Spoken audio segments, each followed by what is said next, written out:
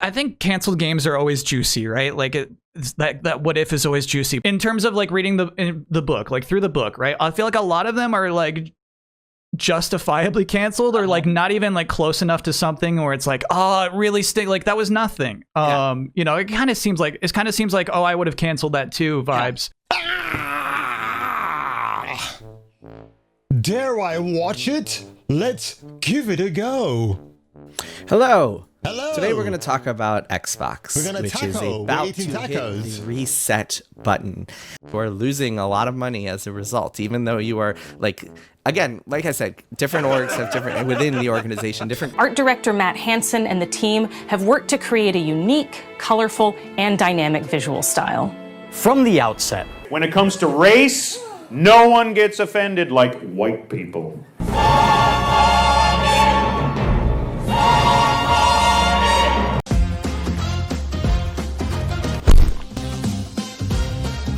Kung Fu Hot Dog, like and subscribe. Now, ladies and gentlemen, this is from Polygon. I never thought I would see myself reacting to one of their articles by Ollie Welsh, but I thought I would because I've gone through it. It is pretty nasty in a professional sense because Welsh really does present the facts to you courtesy of Bloomberg, but offering his own opinion about the state of Xbox. If you've been under a rock for the last 72 hours, Xbox are culling game studios here, there, and everywhere. Microsoft should get out of games before it does more damage, which is such a shame because with the inception of the OG Xbox in 2001 and the Halo game that came with it, it just began a new era of gaming. It was so incredible. I'm glad I was a part of that generation. I really am. And I buying my first Xbox from a store in Croydon with a big controller and going home and putting on Halo was quite incredible. Now, news that Microsoft is considering closing 3 of its game studios, Double Fine, Ninja Theory, and Compulsion Games. Again, that game studio, Compulsion, who gave you South of Midnight. South of Midnight, of course, is the controversial game whose original lead white heroine of Hazel was race swapped to this monstrosity right here and appealed to a certain demographic, especially of YouTube content creators who vowed this was their best game ever because it appealed to them. It was made for them. And in the meantime, people like me and other folks didn't want to play because the gameplay looked awful. Of course, if you were a black content creator, you might have had a nice fat paycheck from Sweet Baby Inc. to sing the songs and the praises of South of Midnight. Of course you would. Now, according to Bloomberg, several other studios are being considered for the chop. Hiya! State of Decay studio Undead Labs hasn't shipped a game since Microsoft acquired it in 2018. So how much money have you been paying those guys behind the scenes and they've come up with nothing? That might be a common denominator here, folks. Obsidian Entertainment is prolific because they made the best Fallout game ever, but Last Rears, Avowed, and the Outer Worlds 2 underperforms. Now, with the latter, I've not played it, but people say it's a great game. With Avowed, you had Matthew Hansen having a go at white folks in past social media tweets. Didn't do the reputation of that company any good. Not that it should be the focal point, but it became the focal point. But apparently Avowed is either a good game or it's a very meh game. Now, if I didn't know better, I would swear this black dude sitting here on the far left-hand corner is talking to a bunch of midgets. And who are these fine gentlemen in the realm of Gamescom LA? I'm Ryan Warden. I'm the production director for Avowed. And I'm Matt Hansen, the art director for Avowed. At this point, Microsoft's dismally bungled adventures in gaming is best to think the unthinkable. Yikes. Now, studios are being given the option to buy back their independence or find a new home. I'm going to come to that point if I remember in a minute as well. But even in a best case scenario, there will be large scale layoffs. And as it says in this article right here, Blizzard, Activision, and Bethesda were gobbled up by the unicorn monster that is Microsoft. Your magic power, mainly cleavage based. I guess so, yeah. Now, of course, when you buy these other companies, you don't expect them to shut up shop and then move into the Microsoft headquarters. It doesn't work that way. The offices of those studios like Bethesda and Activision will stay where they are.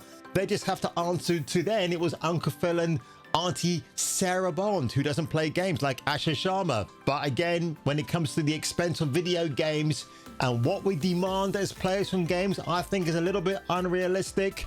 So again, it says here Playground Games is riding high on the success of Forza Horizon 6 right now, even though it's got things like body type 1 and 2 and asking for your pronouns for a racing game is insane beyond me.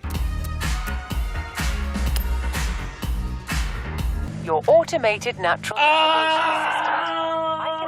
But consider that the studio has been making Fable at enormous cost for 9 years. Now, I want to bring your attention to something right here, folks, because it's got to be talked about. Over the weekend, Tom Henderson dropped this massive bombshell that Gears of War E-Day, which has been in the oven for 6 years, has reportedly cost £400 million or dollars, whatever the conversion is. Not going to PS5 is a cheap win. I'm sorry, I do. Gears of War's budget is insane. Like, I've heard upwards of $400 million. That budget is absolutely insane for Gears. Wow. Playground Games with Fable, and they've been working on that for 9 years. I would guesstimate right now we're talking about a $700 million budget on that alone.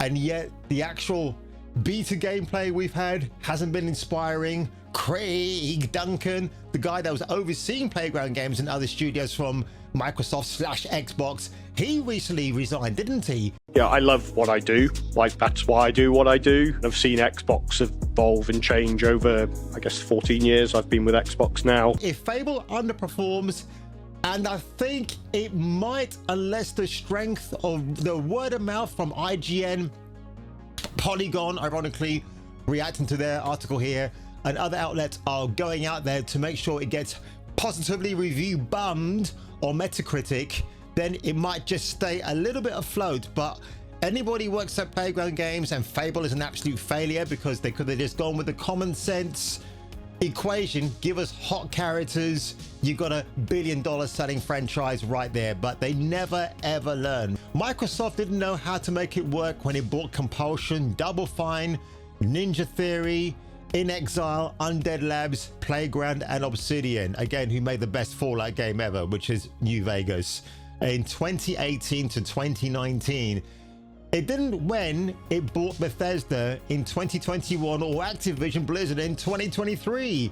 This wild acquisition spree was an overcorrection for an earlier retreat from first-party development, itself an overcorrection for the earlier mismanagement of Rare, Lionhead, who were the people behind the original Fable games, and Bungie. So God rest in peace, Bungie, because when they made all the great Halo games up until Reach, that was it. Remember, Bungie were in serious financial trouble when Microsoft came and bought them out.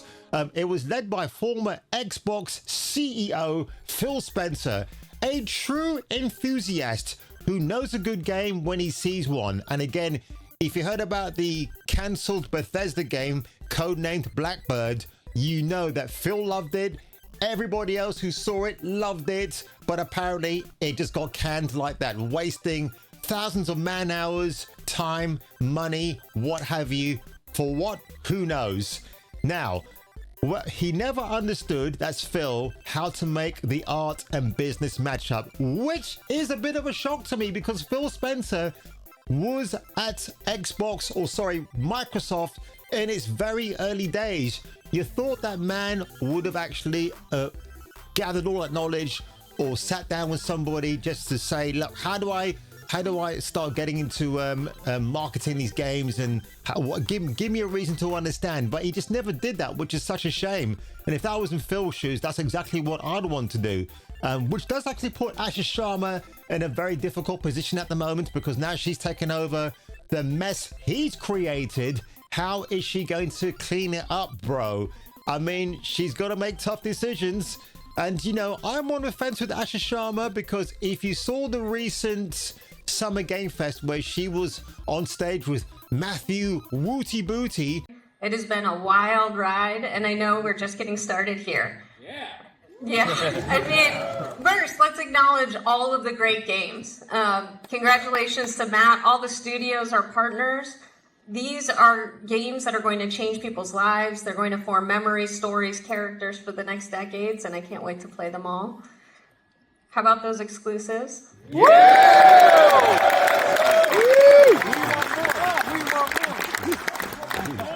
And how do you feel about the green 25th anniversary?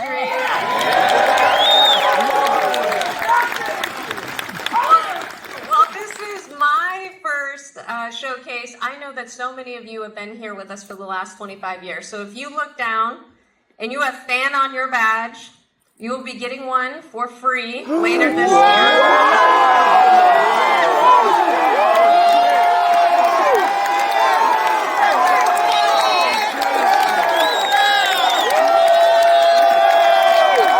Now, as a guest on other people's live streams, whether it's in the chat or in person on camera, I usually drop the old joke of every time Asha Sharma does something nice, a few days later, she drops an absolute nuke. Turn for X. And this is such a case because, again, you've got to remember when all the fans in Summer Game Fest were getting all excited that they had fan written on their name badge and they were getting a 25-year commemorative Xbox console, which, by the way, is a very sweet thing to look at. What about the game developer studios behind the scenes? All shitlessly worried out of their minds that they might be losing their jobs because I'm guessing that an internal memo went out not too long after that. So it does put me in the precarious position of not being able to fully trust Asha Sharma when these sort of things occur. It's almost like playing a bad game of poker. You know what your hand is going to be before the game is even over. The replacement of Asha Sharma, as they talk about here, she's got to fight a few hurdles, namely competing with Steam on PC. And as Ollie Welsh has said in brackets, good luck with that. Look, when you buy studios, it's like the Dire Straits song, money for nothing, any rent for free. These studios have been living rent-free, haven't they, bro? I mean, they've been getting paid tons of money to produce what? Absolutely insane. Compulsion Games have only made 3 titles in the time they were bought up by Microsoft. It's absolutely hysterical. But I like this part of this article here because Asha Sharma will take the heat for the latest cuts, but blame them for the lies with the poor decisions made by Phil Spencer, backed up by Microsoft boss Satya Nadella, Needlehead himself. It's true. It's true. Absolutely. Satya Nadella has no effing clue. When he dropped that bombshell about AI slop, and then a few weeks later, Asha Sharma took over Phil Spencer. Who knew that was coming? I mean, it does lay some fundamentals into doubt as to what is going to happen. My thoughts, look, do I look like a businessman? No. Do I have a common sense approach to things? Yes, I do. I would say that these studios should go independent. So, or if they don't go down that line, maybe Microsoft should consider letting out some of these studios for the time being. Like, for example, I didn't see Halo Studios mentioned in this list. So it's fair to say that they're okay. Halo Studios is not safe. The road to creating Infinite was filled with failed projects, overspending, and Infinite did not do well. It had huge players, but not enough monetizing potential to make up for losses for years. In fact, if you believe the rumors that Halo 2 and 3 are getting full remakes, which is absolutely insane beyond belief. And plus the fact you got Campaign Evolved being released soon and the Sergeant Johnson missions look incredible. I hate what they've done to Cortana, but if they course correct that, you never know.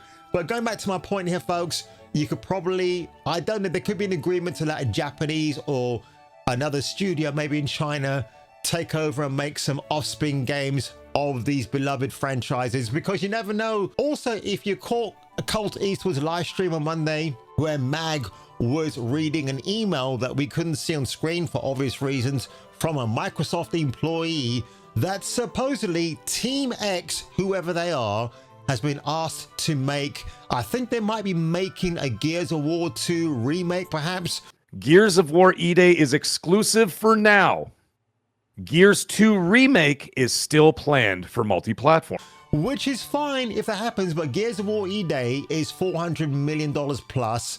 And then I would say after the next 2 Gears E-Day titles, then the natural progression would be to remake Gears of War 1 from 2006, then 2, then 3. Because what you can do, you can actually put new side mission content in those games to really make it worth buying and playing them again. But I think the last thing I want to say is, folks, look, video games are expensive because the games engines are getting more expensive to run and to make. Again, when you hear that Gears E-Day has a 14 to 15 hour campaign, what is that going to involve? Going from building to rescue people from the attack on Kelowna? Or is it going to be city side fetch quest missions? I don't think it will be in that respect, but I'm just very curious why a game that costs reportedly 400 million and you've got these inserts in between, I don't really know. And I'd love to go back to the good old days of when you bought a game, it was about how good it played. What are the characters like? Not the realistic fidelity of what they can do, and the fact that Marcus Phoenix in E-Day has more polygons in his eyelashes than any other part of his body, which is insane to me. But anyway, folks, thought I'd make this video for you today because you're probably wondering why I've been sitting on it for so long, because probably by today when I release this video, more cuts are happening over at the Microsoft office. And I gotta say, Microsoft, not the best people to do business with. Their operating system is dog shit. That's why I never pay for my Microsoft OS, because it's doo-doo, who cares? And they keep flushing it with little updates that you don't require. But on that one, ladies and gentlemen, if I were you and if you were me, I will catch you catching me for the return of the next video. And please leave your comments, your likes, and don't forget to hit the hype button on your phone when you watch this video. And as an FYI, podgy Jewish journalist Jason Schreier is the reason why Phil Spencer, formerly of Xbox, became Ozempic. The introduction to Phil Spencer. I want to ask you about, as an author, what the thought process was behind this was. Okay, Spencer was a Microsoft lifer who had taken charge of the struggling console department in 2014 and helped turn its fortunes around. He had a slight paunch, wavy brown hair, and pronounced dimples that made it seem like he was always smiling. Why did you have to call out his paunch? But rumor has it that Mrs. Schreier overfeeds Jason on the side in case he becomes a sex magnet for female groupies.